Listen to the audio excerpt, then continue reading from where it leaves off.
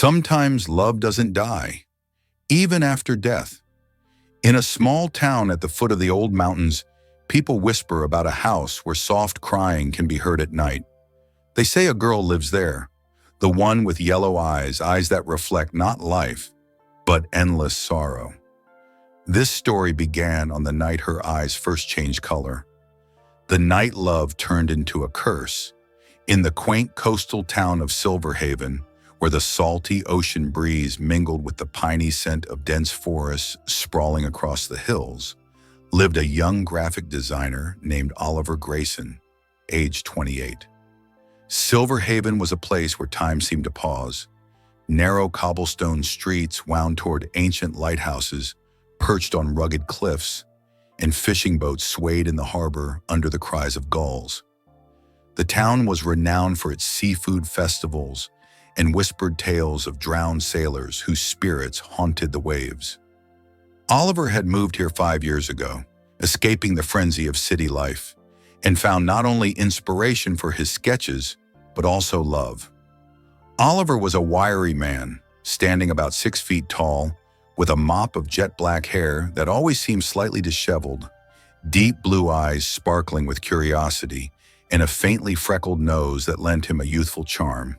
He carried a slight slouch, as if always pondering a complex design. His usual attire was a faded denim jacket over a black t-shirt, often stained with ink or paint from late-night sketching sessions. A small silver earring glinted in his left ear, a memento from a trip to a distant European city where he'd studied art. His hands were slender but strong, with long fingers, perfect for wielding a stylus on his graphic tablet. Oliver worked freelance, creating logos and illustrations for local businesses, his studio a cozy attic space above a cafe in Silverhaven Center. His girlfriend Lila was the antithesis of his chaotic creative nature. A kind-hearted baker with shoulder-length chestnut curls often tied in a loose ponytail, she had warm hazel eyes radiating sincerity. At 5'5", Lila had soft features, rosy cheeks, and a smile that could melt ice. She worked at Seabreeze Bakery on the main street, crafting fresh bread, berry tarts, and sea salt cupcakes that drew tourists. Their love story began 2 years ago when Oliver stopped by for coffee and spent the day sketching her portrait. Now they shared a seaside cottage on the town's edge, a weathered wooden house with a sloped roof, large windows facing the ocean, and a garden where Lila grew herbs for her recipes. Their daily life brimmed with simple joys. Mornings started with the aroma of fresh coffee and bread as Lila worked in the kitchen. "Good morning, my star," she'd say, kissing Oliver's cheek and handing him a warm roll. "What are you drawing today?" "A logo for my bakery?" Oliver would grin, pulling her close. "Only if you bake me that raspberry pie." "I can't work hungry." They'd laugh, planning their day. Lila sharing new recipes, Oliver discussing designs. At noon, they'd meet at the cafe, where Oliver showed sketches and Lila fed him sandwiches. "Your drawings breathe, Oliver. Like the ocean's alive on paper," she'd say, making him blush. Evenings were their sanctuary. They dined by candlelight on the porch, waves crashing in the distance. "Tell me about your day, darling," Lila would say, pouring wine. Oliver shared client tales. A fisherman wanted a logo with a friendly shark. Lila laughed. "Only you could make a shark cuddly." After dinner, they'd stroll the beach, collecting shells or holding hands. "I'm so glad we're here together," Lila whispered, leaning on his shoulder. "Me too, darling." "Our little paradise," Oliver replied. Their nightly ritual was cozy. They'd climb into their large bed overlooking the ocean, cuddling under a thick wool blanket Lila had knitted. The waves lulled them into peace. "Good night, my star," Lila would say, kissing him. "Good night, darling," Oliver answered. As the night warmed, they'd part, lying back to back to avoid overheating. Lila fell asleep first, her soft breathing a melody to Oliver, who often stayed up sketching or reading by a lighthouse-shaped lamp's dim glow. Change came slowly. Lila began talking in her sleep, initially amusing.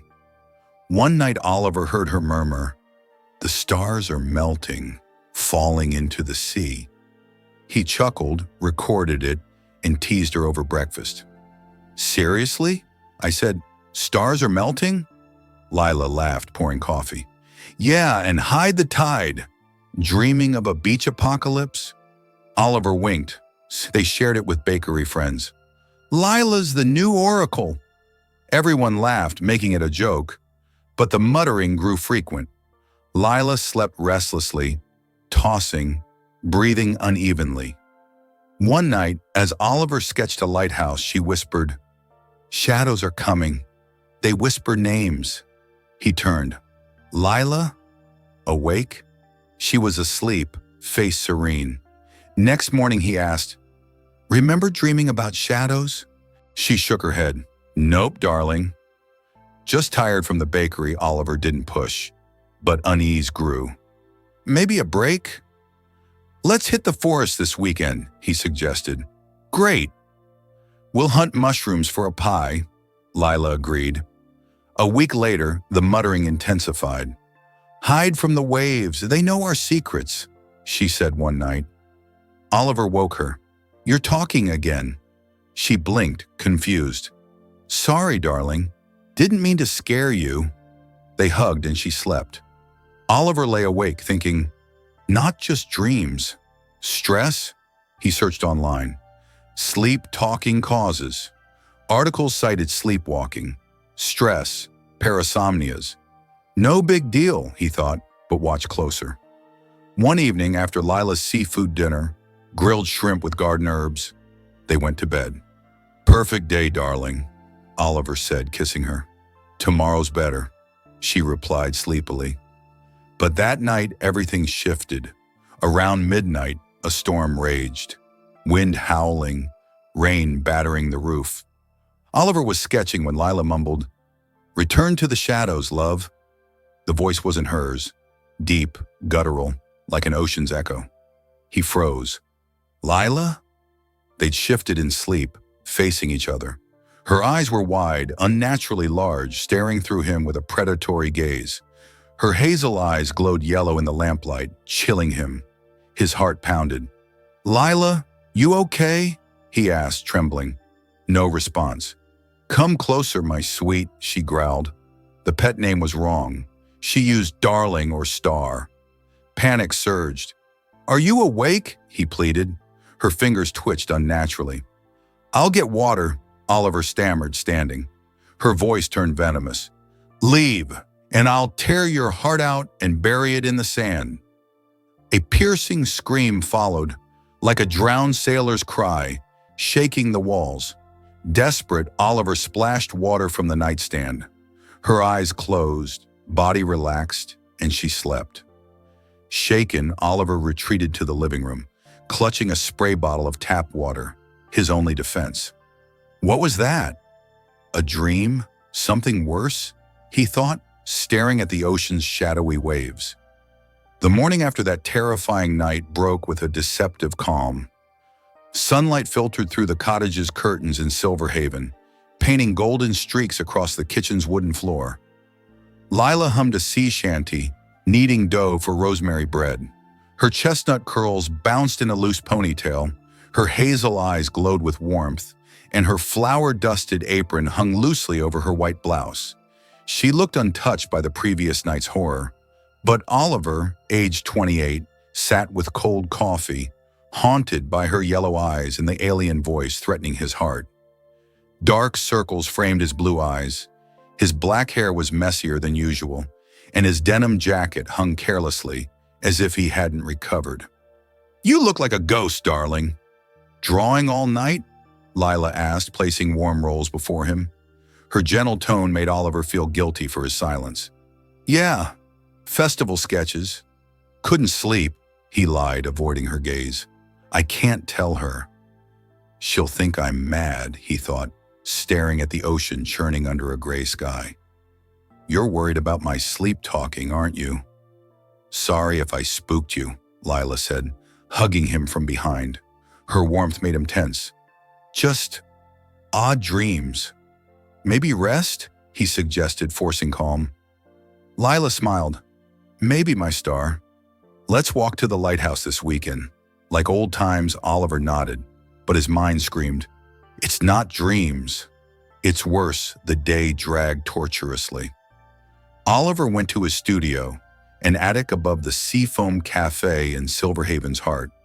Sketches of lighthouses, waves, and gulls plastered the walls. His graphic tablet sat amid a cold coffee mug and scattered pencils.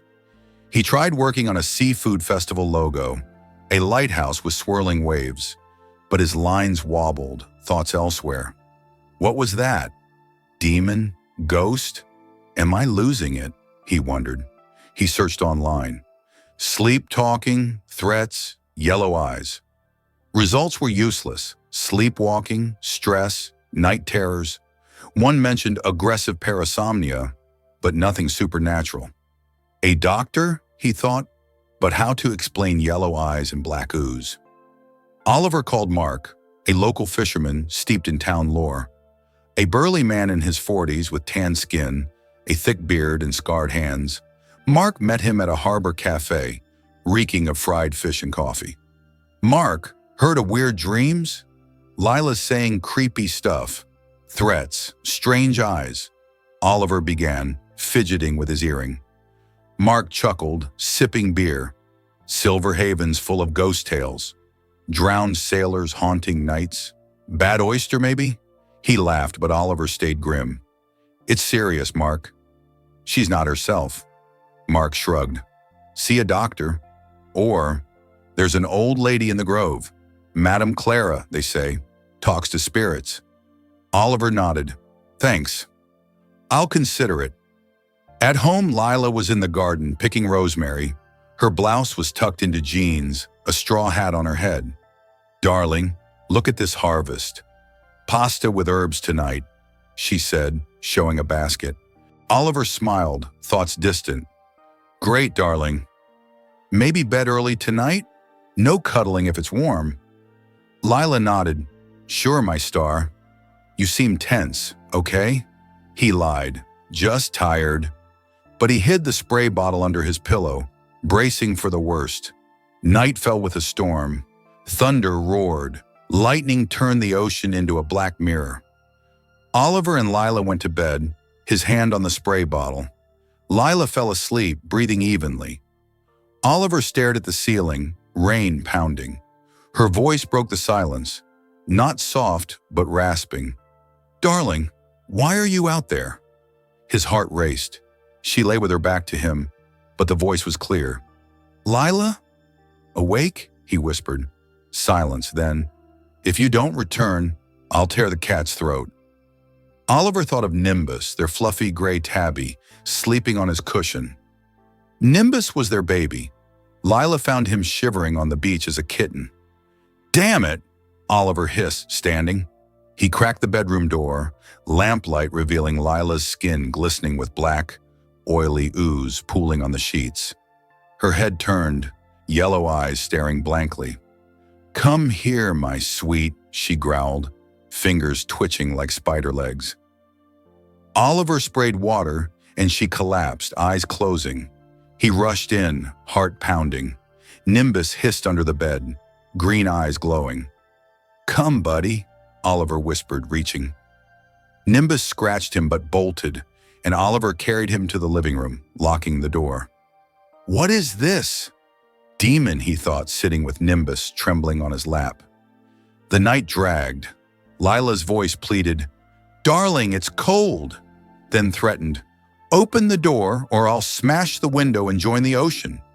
Oliver gripped the spray bottle, hands shaking. Then Nimbus stared at the door, fur bristling, eyes turning yellow. Nimbus! Oliver leaned closer. The cat hissed, claws digging into the couch, black ooze dripping from his mouth. No! Oliver sprayed water, and Nimbus went limp. The spirit got him, he thought, locking the cat in a carrier. He recalled Mark's tales of sailor spirits slipping through reality's cracks. This is real. Morning offered no relief. Lila woke, petting Nimbus, who seemed normal. Why is he in the carrier? Meowing all night, she asked, pouring coffee. Oliver lied. Storm scared him. His mind was chaos. Sketches failed. Lines crooked. I need help, he decided. He searched Silverhaven legends. He found tales of the Sea Whisperer, a drowned captain possessing sleepers, feeding on fear. Targets those near the ocean, it said. Their cottage was 100 meters from the shore. The article mentioned Madame Clara, a seer in Evermist Grove. She's banished spirits from homes, it claimed. Oliver noted the address. He needed to convince Lila. At dinner, pasta with seafood, he said, Darling, I found someone to help with your dreams. In the Grove. Tomorrow? Lila frowned. Necessary? Just dreams, he insisted. I'm worried. For me, she sighed. Fine, my star. But you owe me a bakery logo, he smiled. Deal. The night was worse. Lila's voice shifted. Come back. Then, I'll crush your bones.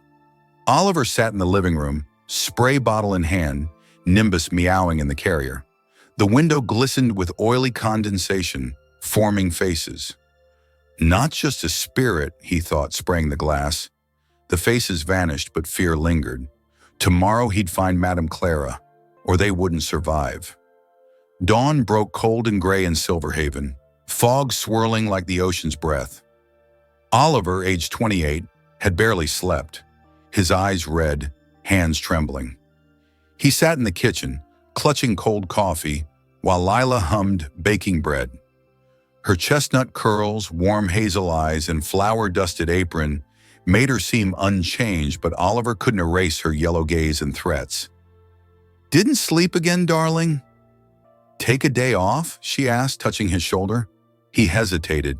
Yeah, work stress. I can't tell her. She'll think I'm insane, he thought, watching the ocean's warning waves. After breakfast, Oliver resolved to act. He recalled an article about Madame Clara, a seer in the grove outside town. She's my only hope, he decided. Telling Lila he was seeking inspiration, he drove to the grove. The road twisted through pine-covered hills, fog thickening, scented with earth and wildflowers. The grove felt alive. Moss-draped oaks whispered. A gull cried distantly. Oliver felt like a fairy tale hero seeking a witch's aid.